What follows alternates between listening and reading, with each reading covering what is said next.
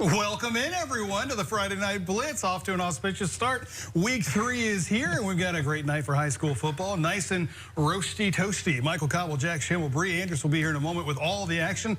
And as always, we get it started with our game of the week. Tonight, Memorial saw 2 of the top private schools, not only in our area, but also the state clashing as the Catholic High Bears hosted the U-High Cubs. Now, this game was a Friday Night Blitz game of the week. There it is. It is the game of the week. It was a nail-biter last year. We saw the Cubs win it when a field goal was good at the wire. Tonight, just as exciting. How about the Bears coming out on fire? Quarterback Baylor Graves finding Chase Cathay for the 40-yard pickup. The Bears offense was rolling early. In fact, it would be running back Jaden Miles finishing off, handles it, gets it into the end zone. The Bears out in front 7-0. The Cubs, they would struggle on offense early in this one, punting away deep in their own end zone. Jacob Bradford's going to be there to get it off of the bounce, scooping it up, and he too has a nice return, 34 yards. That would set the Bears up nice and cozy once again, and this time it's going to be Graves doing the honors, keeping it itself, putting Catholic out in front 14-0 just like that. The Cubs, realizing they have to keep pace, making some gambles, going for it on 4th and short. Keelan Moses running the Wildcat, getting the conversion, and then some. That lets a Neil Picarella cook at the quarterback position. He's going to go up top and find Ethan Kimmy for the touchdown. Pretty pass, pretty catch. That worked. Andy Martin not too fired up about that celebration. No, that made it 14-7 Bears. But Coach Martin will get the defense settled down. In fact, they hold the Bears to a field goal try, and it is no good. Not sure if it got deflected or just odd off the foot, but either way, the Bears would, in fact, get the ball back, but that Cubs defense settling in all over Graves. This looks like grounding. It was actually called a fumble, probably not correctly. Either way, Luke Ewing is there to recover for the Cubs. Good on them. The drive would stall in the red zone, but they go hard count on a field goal try, and Coach Martin, yeah, he tells you how it went. He gets the call, and he loves it. Keelan in more Wildcat to tie the ball game up at 14. Yeah, that's a penalty. That's not good either. Second half action now. More Moses on 4th and short. And once again, he converts. That keeps the drive going. And the Cubs, once again, make those 4th downs count. Picarella going over the top to Alec Haynes. Nice catch for the big man rumbling in. The Cubs go out in front 21-14, but the Bears would score with just a minute in this ball game to go to overtime. The Cubs get the touchdown, but no PAT. But the Bears were intercepted. U-High wins it for the 2nd year in a row, 27-21, the final in overtime. Let's head north to Zachary. Karen Crow coming in town. Speaking of the Bears and the Broncos, the back-to-back Bear mascots in this one. The Broncos looking to get back on track after losing last week. It's 21-20 Zachary with about a minute left. Caleb Gonzalez finding Benji Dixon blasted out at the 1-yard line. But the very next play, more Wildcat. Unfortunately, the snap would get away, and the Bears pounce on this one. They get the bouncing ball, and they are off to the races. A play that started at the 1, Jack. Not a way you want to end the half. Going all the way back as the horn sounds. How about that? So that would make it 20-21. Coach Brew not excited about that. But Vecchio Ruffin going to take the handoff, breaking a tackle, staying on his feet. Nice job there. Gets Zachary into the red zone after that run. And then at the 1, it's Nate James, just a football name. He's going to punch it in. Small in size, big on points. Punch it in. And he gets in there. Zachary needed it, too. They win it 34-33. A couple of tight games early. Tell you what wasn't tight. Live Oak handling up on Ponchatoula 32-7. Go Eagles. Hey, let's get over to Central. A battle of Wildcats, undefeated Central and undefeated Walker going at it tonight. And we got Jackson Furman for Central early in this one. He's got to get the QB keeper here, and he's just going to take it himself. A lot of open space. Touchdown. 7-0 Central there. And Central keeps it going, gets a stop on defense, and then is back in business on the next drive. But we go Wildcat, a lot of Wildcats tonight. Marvin Joseph, he's going to throw it, though, and Stephen Raynell hauls it in. It's 14-0. Walker trying to get something going on offense. Troy Sylvie, he launches that 94 number. It works. Looking it out there. It works. Yeah. We got Carleon Joseph hauling it in. Walker is in business, and then later in the drive, Caden Jones He's going to punch it in from a yard out. Walker gets on the board there, but this one all Central tonight. They win 42-16. Next up, we have McKinley and Scotlandville. The Hornets going after their first win this season. Opening kickoff. How about this? Scotlandville back. Number 85, we don't have his name. Sorry you weren't on the roster, but have a night, number 85. He's breaking this one back. Cuts it back, and he's taking it to the house. That's what they call it. Touchdown, Scotlandville, 8-0 after the two-point conversion. he made it in, either way. Later in the first quarter, fourth down, McKinley in the red zone. QB Jadarius Moody. He's a keeper. He keeps it himself. Moves the chains for first and goal, and then on the next play, Moody punches it in from a yard out. Makes it an 8-8 game after the two-point conversion. 8-8. Yeah. Scotlandville, though, would end up winning this one 28-8. And then we got Sam Houston beating East Ascension 48-24. And Broncos all over the Spartans. Hey, we're just getting started. When we come back, Bree Andrews will join the show. We got more high school football from week 3 coming your way after this. Friday Night Blitz will be right back. Welcome back to the Friday Night Blitz.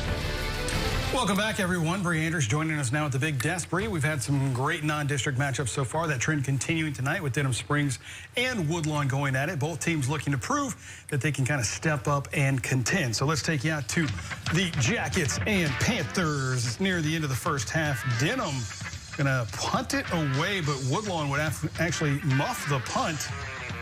And it's Quentin Clay jumping on it for the Yellow Jackets. Looks like the field's a little rough. That field hasn't recovered from last week. Huh? Yeah. Boy, they're going to need some quick dry out there over at Woodlawn. Woodlawn Panther fans trying to fire him up on fourth down. It's going to be Denim's quarterback, Caden Aylen, dropping back and finding Colton LaBeouf for the touchdown. That would tie things up at 6 apiece at the half. So we go to the third quarter now, and Woodlawn driving. Ahmad Price, the QB, finding Ryan Brown across the middle for a nice game. It's incredible they can keep their footing out there. Yeah, well, yeah. The defenders can't, but the receivers certainly can. Same drive, it's Jacob Jala in the Wildcat. He's going to, little trick play here, a little pitch. How about to Price, and he finds the tight end Elijah Clark for the touchdown. Woodlawn gets back into this thing, but it is Denim getting the victory. 16-13. Well, last night action, Santa Ma hosting JFK. That's John F. Kennedy, I believe. I think we have those highlights. There it is indeed. The fact, the Gators looking to improve to 2-0. 7-0 Santa Ma in the first quarter, but it's the Cougars inside their own 5-yard line. How about quarterback Amani Derensberg? He doesn't care. He's going to make a house call again, juking some dudes.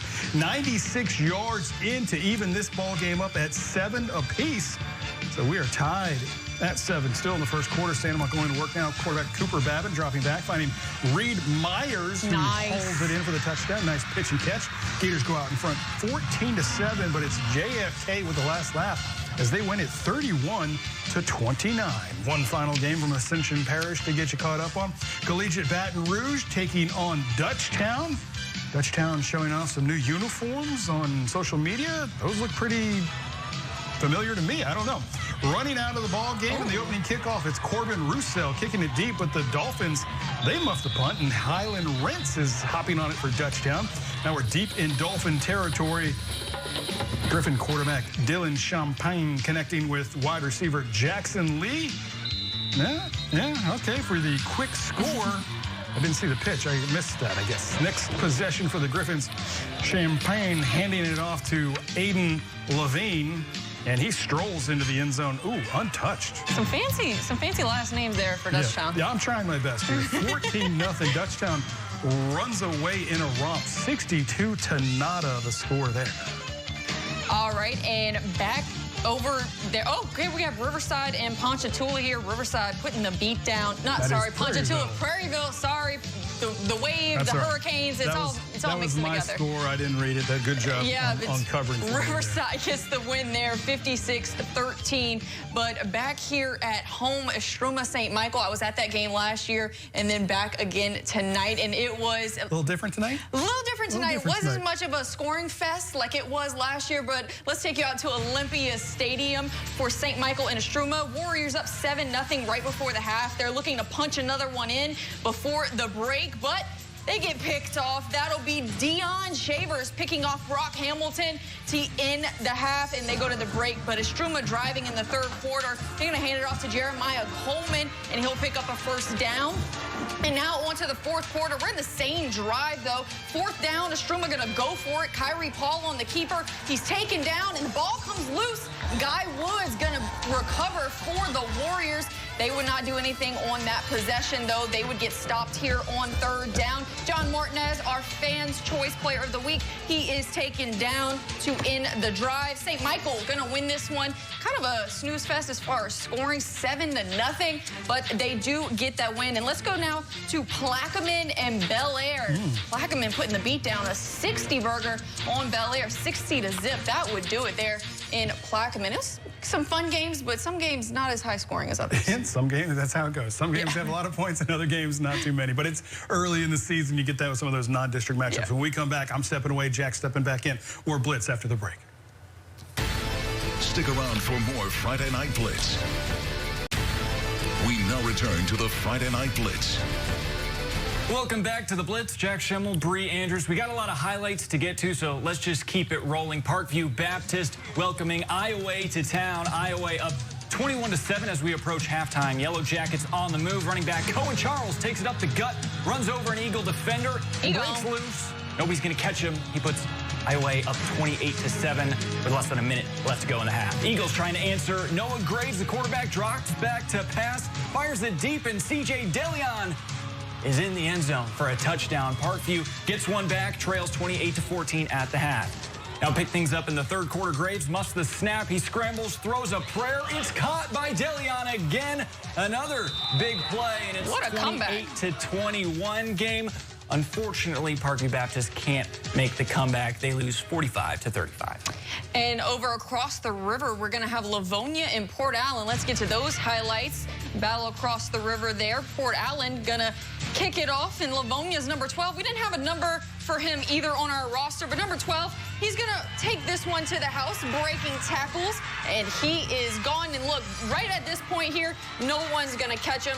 Takes it to the end zone. It'll be 6-0 Leonia at that point. Later in the second quarter, though, Port Allen's Hunter Bodan going to hand it off to Brennan Gibson, and he's going to take it the distance. Oh, look, turn around, go the other way, spin move. All right, he's coming down the sideline now, and he's going to house this one, and it'll be a 6-6 tie game in the second quarter. But Port Allen going to come back and win this one 22-8. Welcome back to the Friday Night Blitz. Welcome back in. Just a couple more games to get to. Let's head across the river where Tara was taking on Bruley last night. And we started in the red zone for the Panthers. Josiah Hogan rolling out, connecting with Cordell Oxley in the end zone. That makes it 7-0 Bruley. Oxley with a big night. And Tara just having a tough time with that Panther defense. How about Hogan airing it out to Marion Irving for the touchdown as well. Bruley all over Tara in this one. 64-0 the final in that one. Tonight, Country Day dropping by Episcopal. First quarter action, Reed Chauvin. Man, the best fireworks in the game right there. Reed Chauvin going to take it right up the middle and score this one to make it 7-0 Episcopal. They too would roll 51-3.